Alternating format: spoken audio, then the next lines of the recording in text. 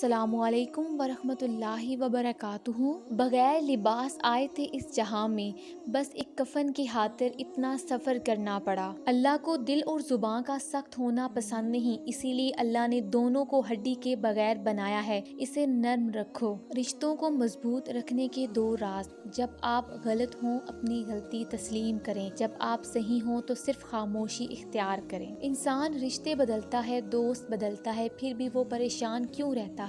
क्योंकि वो खुद को नहीं बदलता। इसीलिए तो मिर्जा गालिब ने कहा था, उम्र भर गालिब यही भूल करता रहा, धूल चेहरे पर थी और आईना साफ करता रहा।